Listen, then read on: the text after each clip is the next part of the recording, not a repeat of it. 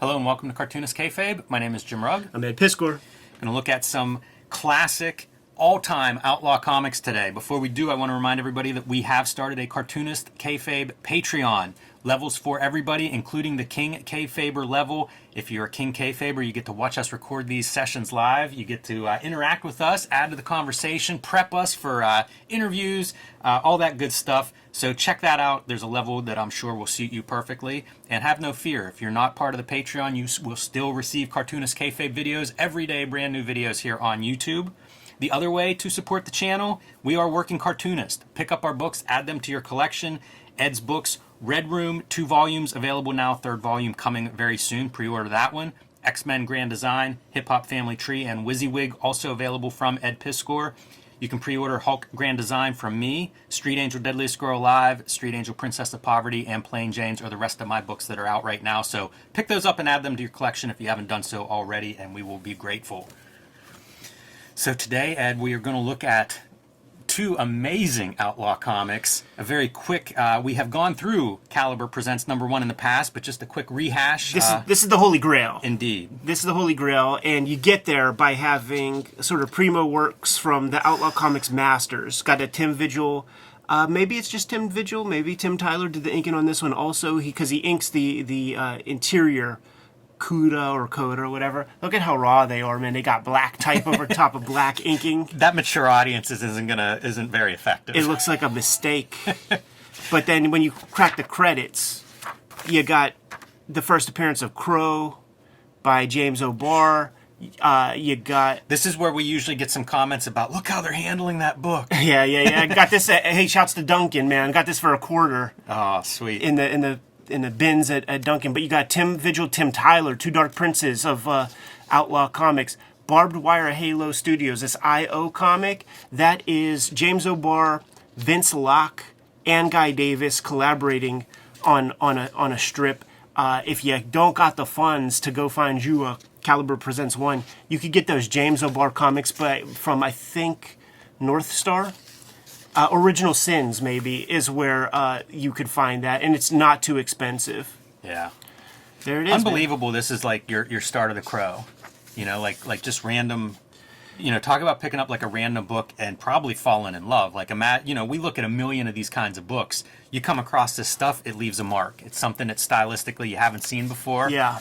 You don't know that it's going to go on to be what the Crow has gone on to be. 1989. But you can definitely, when something shows up that is original and different, it will pop. Look at the giant eyeballs and stuff, man. Yeah, I'm such a fan of that kind of panel. He through DMs and shit, he described that like when Eclipse started putting out mangas, Appleseed and shit, transformative. Like, so he wanted those big expressive eyeballs.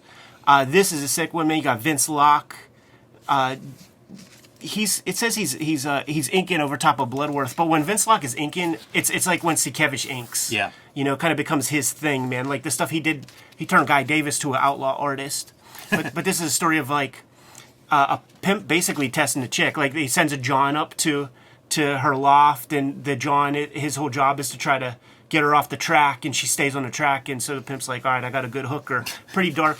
This is like, the outlier in as much as like we breezed through that one. I was doing a quick Google on the creator because he has a piece in issue 2, and he has 10 comics under his belt, like in and out of the game real quick. Mark Bloodworth, I consider an Outlaw Comics artist, man. Night Streets. That's a cool splash from page. Arrow Comics was one of the comics that I got real early from my uncle from his flea market purchases. He would just grab comics, and he just completely agnostic. Like, just if I see comics that look kind of cool, I'll grab them, I'll read them. That's a really good, that's my favorite kind of reader. Yeah. And there aren't that many comic readers like that. I feel like you're usually an oddball. Maybe you're a maker, so you're interested in seeing some technique on the page, in black and whites and different styles. But for a reader, I commend a reader that has that kind of adventurous reading. Yeah. So this is the Barbed Wire Halo Studio stuff, man. This is James O'Barr, Guy Davis. You could see Guy Davis in there somewhere. One guy does the tones. One guy does lettering and inking. It looks like James O'Barr's putting down the initial stuff because that's like James O'Barr faces. Yeah, even the some of the heavy brush ink makes me think James O'Barr. Yeah. Man, it's wild stuff. Yeah, I think this character's name is Danzig. It's a shame that a book like this doesn't go on to get the 200-page full-on. A couple years worth of these guys working together would have been amazing. It was supposed to like you could just breeze through the rest because we do have a video about this, man. I just wanted to give a quick glance, but in the back there's the plans of like what's coming. Maybe keep going. All right, last page. Dead World is going to be coming out. So this is like the further issues, and we'll be taking a look at issue 2. But somewhere in here, they're talking about an IO graphic novel that's like X amount of pages, and that just has never come out. Yeah. The Barbed Wire Halo guys just did not put that together. That's wild, because it says it'll be shipping in April or May. I don't know when this is, but I mean, like, it's not like 2 years from now, or, it seems like it must have been on its way, or at least they expected to, finish this thing up. So, yeah, it's a bummer not to get that, because that is quite a collection of creators. So this is the Holy Grail, but we'll be taking a look at a crown jewel of Outlaw Comics. And the way you get there is if you got 4 Dark Princes of Outlaw Comics in between the same covers, then you have a crown jewel.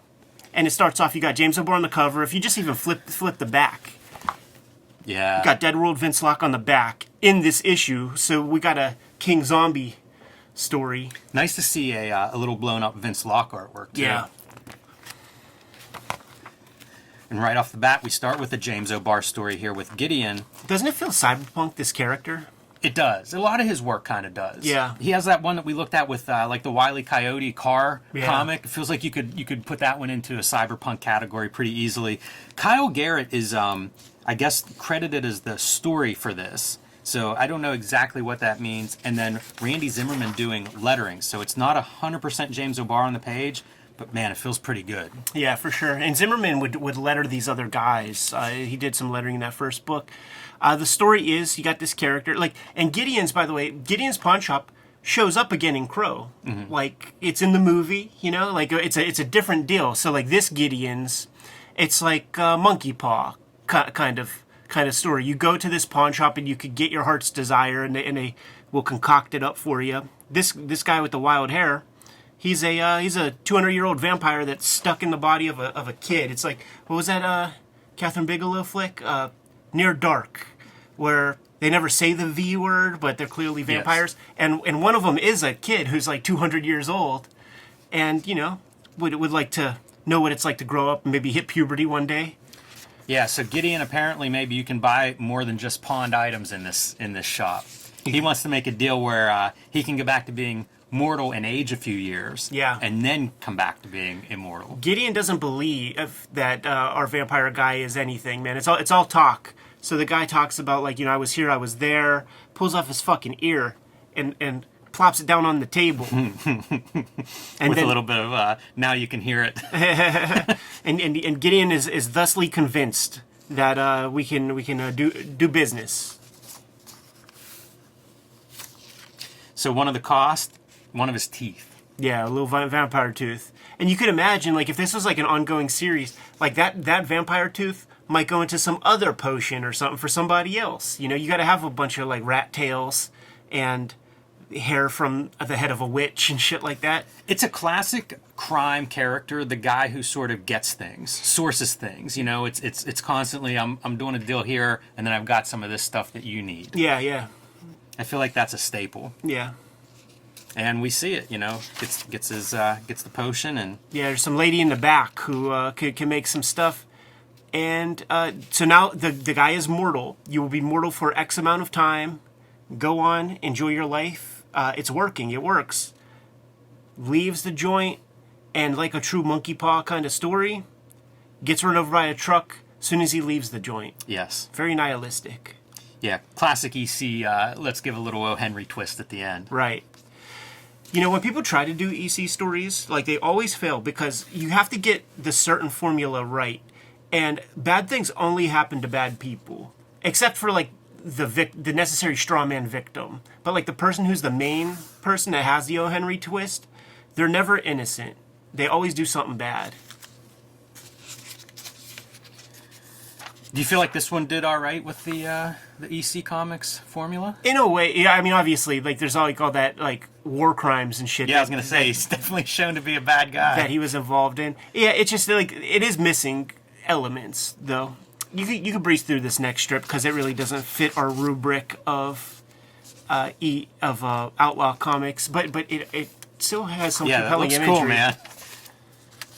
It has its compelling moments. You know what it misses, I think, more than anything?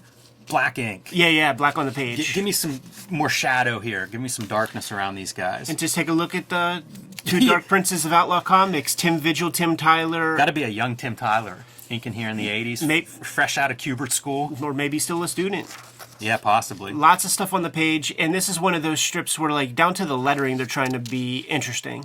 This is so ridiculous, these eyeballs that double as boobs. Right. And and carry out, That's I feel like that's a Tim Vigil staple. Yeah, that does not, I don't think that's an accident in any way. I think Avatar put out a Cuda trade paperback that has all the... they definitely put out some Cuda. I don't know if it's new stuff, old stuff, all stuff. I don't know. Dude, one of the first quote-unquote graphic novels that Caliber puts out is, like, Andy from Mayberry on steroids. That's funny. I feel like I have Fugitive, which it looks like that's what this is from. Makes me want to dig it back out because that's ridiculous.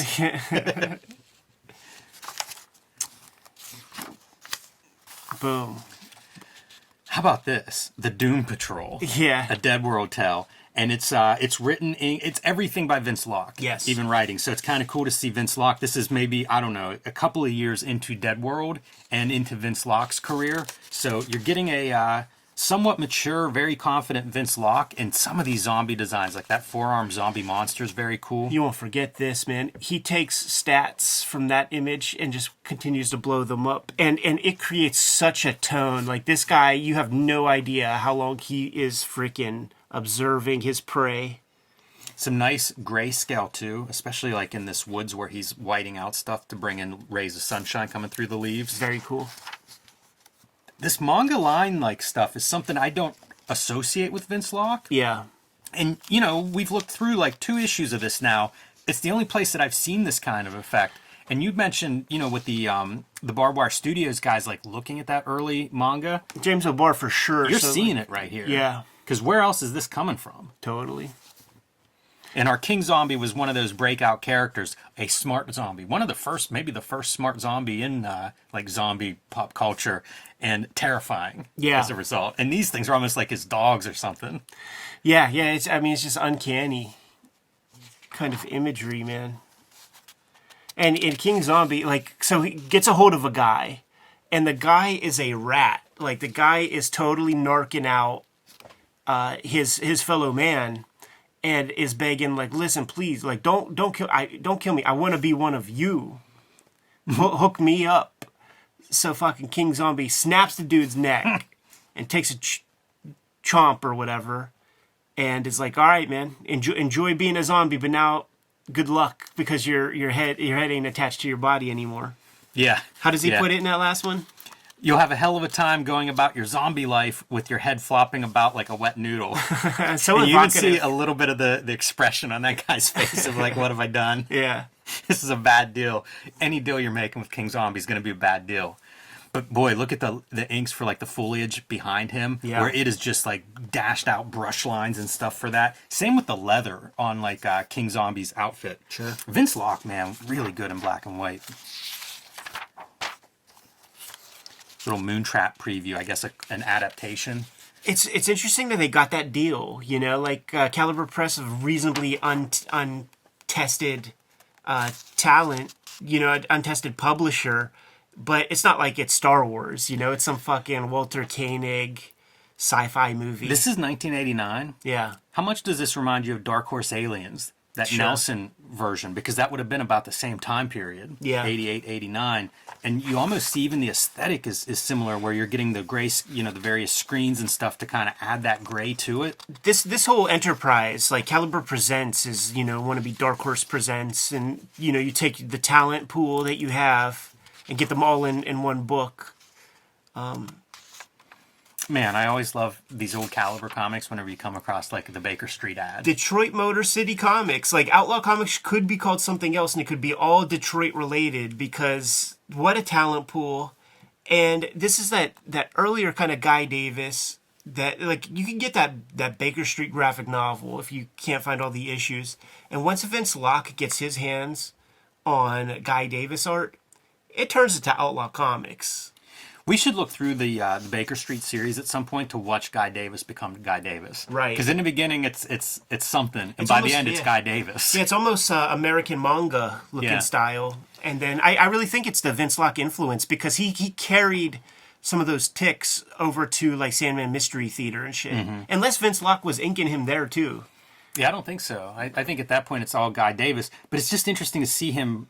He's so good. Yeah, within 200 pages. By the end of that, he is phenomenal. Totally. And you'll see it really show up. Like, Yeah. there'll be panels that are great early on, and then by the end, it's like every page is just banging. This Dead World graphic novel, probably my first Dead World, and possibly my first, like, something I was getting special from a comic book store. There was, like, a tiny comic book store that opened briefly, and I was able to, like, pre-order stuff a little bit, and I would see things like the Dead World collection and be like, oh, the first 7 issues? Because there's zero chance I was getting those. Right. You know, I wasn't going to find them anywhere, not at the flea market anywhere, anyway. And so whenever something like that would show up, it was such like manna from heaven or something that it's like, oh man, I get this thing that didn't even think was possible. Young Jim Calafiore Bumped in into there. him in at Baltimore this year. Yeah, I don't know this comic, but like there's that Camelot something or other, or maybe it's just called Camelot from Caliber. That's another one of my comics from my uncle that like he just grabbed comics and passed them on. He's very rough. He's rougher than this. I would imagine, like, looking at that piece of art, it's way more sound than the Camelot stuff. So I have to imagine that Camelot thing is earlier than It's this. so ambitious whenever you're starting out to do, you know, like an 88-page square-bound graphic novel, to do a miniseries, to do a whole issue is just like, you know, you might be able to draw like one nice picture, but to put that together for 20 or 30 pages. It was considered a joke. Like in all of the how-tos and like writers doing like their little thesis on like how to get into comics, like it would always be a joke.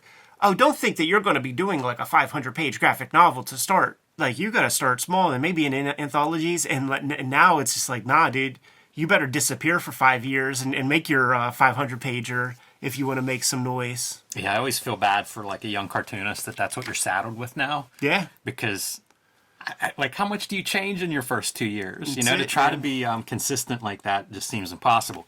Hey, it says Caliber, coming in Caliber Presents, I assume issue 3. They have another I.O. listed.